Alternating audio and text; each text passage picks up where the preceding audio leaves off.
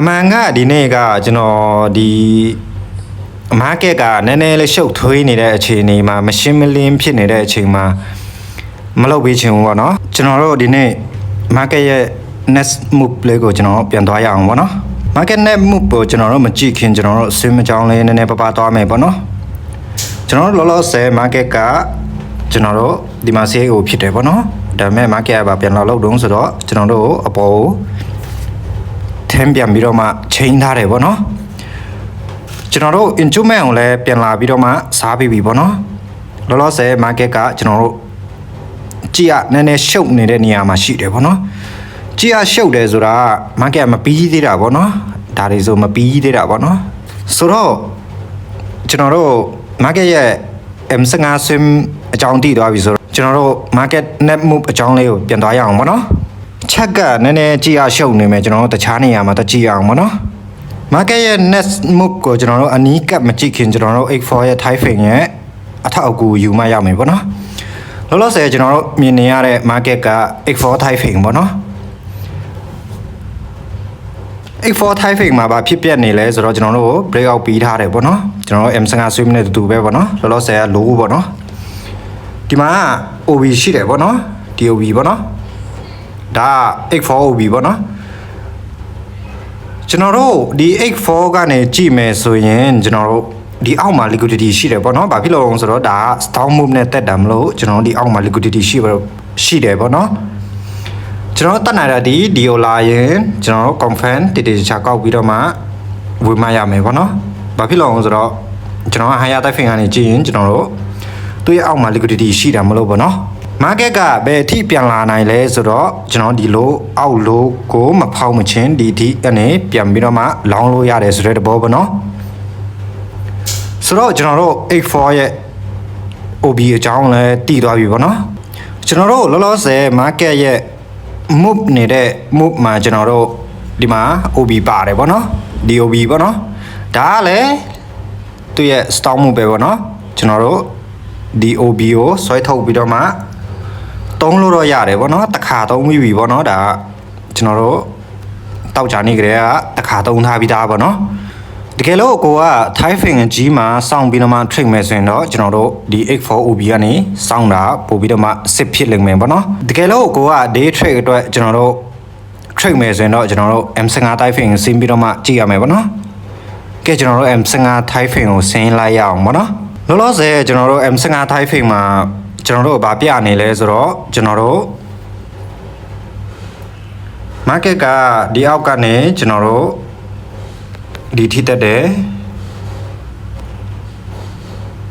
ပေါ့နော်ဒီထိပြန်ကြတယ်ဒီထိတ်ထိပြန်ပြီးတော့မှတက်ထားတယ်ပေါ့နော်ဘာဖြစ်လို့ဒီထိဆွဲတာတုံးဆိုတော့ဒီနေရာမှာ instrument စားထားပြီးလို့ကျွန်တော်တို့ရဲ့လက်ရှိ low point ဒီမှာပေါ့နော်ဒါက minor အနေနဲ့ကြည့်တာပေါ့နော်လို့ဆိုကျွန်တော်တို့ရဲ့ low point ကိုဆွပြီးတော့မှဟွာဖြစ်ထားတယ်ပေါ့နော်အပေါ်ကိုထပ်ထားတယ်ပေါ့နော်ကျွန်တော်တို့သူ့ရဲ့ instrument စီအိတ်တောင်ဒီနေရာမှာလာဖြစ်တယ်ဆိုတော့ကျွန်တော်တို့ရဲ့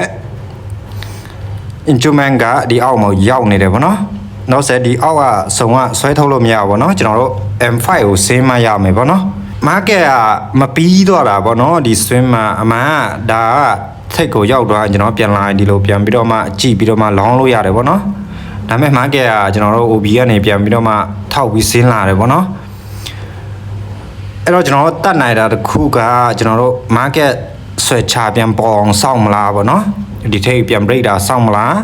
ဒါမှမဟုတ်ဒီအောက်ကိုဆင်းလာပြီးမှ confirm နဲ့ပြန်ပြီးတော့မှတင်လို့ရတယ်ပေါ့နော်ကဲကျွန်တော်တို့ M5 ကိုဆင်းရအောင်ပေါ့နော်ကျွန်တော်တို့ market ကိုပြန်ပြီးတော့မှသုံးသပ်ကြည့်မယ်ဆိုရင်ကျွန်တော်တို့ဒါ X4 OB ပေါ့နော် X4 OB ထပ်ပြီးတော့မှကျွန်တော်တို့ကိုဒီမှာ instrument CH ပေးထားတယ်ပေါ့နော်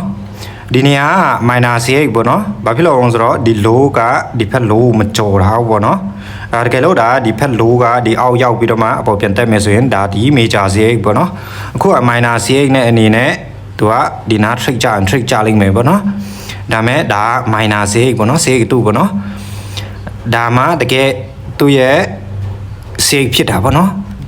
ဒီ point မှာ CA ဖြစ်တာဒါဆိုရင်ကျွန်တော်တို့လောလောဆယ် CA point ဖြစ်တယ်ကျွန်တော်တို့ရဲ့ instrument ကဒီမှာပေါ့နော် decisional ကကျွန်တော်တို့ဒီမှာရှိမယ်ဒါပေမဲ့ဒါကကျွန်တော်မမြင်လိုက်ဘူးပေါ့နော်ညအိတ်နေတဲ့အချိန်တည်းကအထိုးဆင်းလာတာပေါ့နော်လောလောဆယ်ကျွန်တော်တို့မျက်စိထဲမြင်နေတဲ့ဆုံကဒီနှစ်ဆုံပဲကြံတယ်ပေါ့နော်အဲ့တော့မျက်စိထဲရှင်းအောင်ပြောပြရမယ်ဆိုရင်ဒီနေရာက M5 energy entry ဘိုင်းလို့ဖြစ်နေတာပေါ့နော်ဒီနေရာမှာ CA ဖြစ်တယ် instrument ကိုလာစားတယ်ခုလောလောဆယ်ကျွန်တော်တို့ decision နဲ့ဒီကနေပြန်ပြီးတော့မှတက်သွားနိုင်တယ်ဆိုတဲ့ဘောပေါ့နော်ဒါမှမဟုတ်လဲဒီအောက်ကနေ extreme OB ကနေတက်သွားနိုင်တယ်ဆိုတဲ့ဘောပေါ့နော်ဒီလောက်ဆိုရင်တော့ကျွန်တော်တို့ရှင်းသွားလိမ့်မယ်ထင်တယ်ပေါ့နော်အခု market ရောက်နေတဲ့ပုံစံလေးကိုကျွန်တော်တို့အောက် X4 OB ကိုစောင့်လိုက်ရတယ်confirm ကောက်ပြီးတော့မှပြန်တင်လို့ရတယ်ပေါ့နော်ဒါမှမဟုတ်ကိုကဒီ trade အတွက်လုပ်ချင်တယ်ဆိုရင်လည်းကိုကဒီကနေကြည့်လို့ရတယ်ပေါ့နော်ကျွန်တော်ဖြစ်နိုင်တာဒီနေရာမှာကျွန်တော်တို့ဒီ confirm အနေနဲ့ trade မယ်ဆိုရင်ဖြစ်နိုင်တာဒီနေရာပဲပေါ့နော်ဒီနေရာကနေတင်မလားဒီနေရာကနေတင်မလားပေါ့နော်ဒါမဲ့ဒါ market လာပိတ်တဲ့အချိန်ကကျွန်တော်တို့ market ဖွင့်တဲ့အချိန်ကကျွန်တော်မြင်လိုက်မှာမဟုတ်ဘူးပေါ့နော်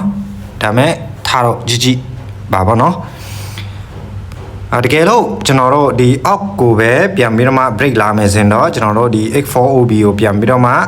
တုံးရမယ်ပေါ့နော် confirm ကောက်ပြီးတော့မှပြန်ပြီးတော့မှတုံးရမယ်ပေါ့နော်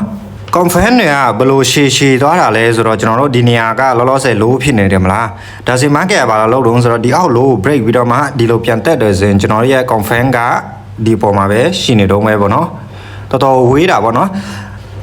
တခါတလေမှာကျွန်တော်တို့ဘာလုပ်တော့ဆိုတော့ကျွန်တော် CX ဒီအပေါ် point ကို CX တာကိုမစောင့်နိုင်ပဲနဲ့ကျွန်တော်တို့ရဲ့ minor CX နဲ့ trade တာပေါ့နော်အဲ့လိုယူပြီးတော့မှ trade တာရှိတယ်ပေါ့နော်ဒီနေရာဆိုရင်ကျွန်တော် minor CX ဖြစ်တယ်ဒီနေရာကနေလာပြီးတော့မှဝင်လို့ရတယ်ဆိုတဲ့ဘောပေါ့နော်သူရဲ့တကယ် CX တော့မဟုတ်ဘူးဒါပေမဲ့ကျွန်တော်တို့ရွေးချယ်စရာမရှိတဲ့အဆုံးတော့ကျွန်တော်တို့အဲ့လိုလုပ်ပြီးတော့မှပဲ trade လေးရှိတယ်ပေါ့နော်တခါတလေကြာရင် market ကဒီအောက်ကို break ပြီးတော့မှကျွန်တော် confirm မပေးတာရှိတယ်ပေါ့နော်ဒါပေမဲ့ကျွန်တော်တို့ market ကလာပြီးတော့မှဒီ low ကို break ပြီးတော့မှကျွန်တော်တို့ဒီလိုပြန်ပြီးတော့မှပေးတယ်ဆိုရင်တော့ဒါဒီ CX အစစ်နဲ့ပြန်ပြီးတော့မှကျွန်တော်တို့ trade တဲ့သဘောပေါ့နော်အမှန်ကဒီနေ့ကကျွန်တော်ဒီ market ကနည်းနည်းလေးရှုပ်ထွေးနေတဲ့အခြေအနေမှာမရှင်းမလင်းဖြစ်နေတဲ့အချိန်မှာမလုပ်ပေးချင်ဘူးပေါ့နော်ဒါမဲ့လည်းအရင်တစ်ပတ်တုန်းကကျွန်တော်တို့လုပ်ပေးခဲ့တယ်ဒီတစ်ပတ်လည်းပြန်ပြီးတော့မှလုပ်ပေးတာပေါ့နော်ဆိုတော့ကျွန်တော်တို့ confirm အကြောင်းတွေလည်းအားလုံးနားလည်သွားပြီပေါ့နော်တကယ်လို့ကျွန်တော်တို့မှာရွေးချယ်စရာဆိုတာအများတိုင်းရှိတယ်ပေါ့နော်ဒီအောက်ကိုစောင့်မလားဒါမှမဟုတ်ဒီနားတွေမှာရွေးပြီးတော့မှ trade မလားပေါ့နော်ဒါကတော့ကျွန်တော်တို့ကိုပိုင်ဆုံးဖြတ်ချက်နဲ့ပေါ့နော်ကျွန်တော်ဆို intraday တွေ trade ရင်တော့လိုက်ပြီးတော့မှ trade တယ်ပေါ့နော်တရက်ကို3ချောင်းလောက်ထိရင်တော့နားတယ်ပေါ့နော်တကယ်လို့ကျွန်တော်က swim trade တာ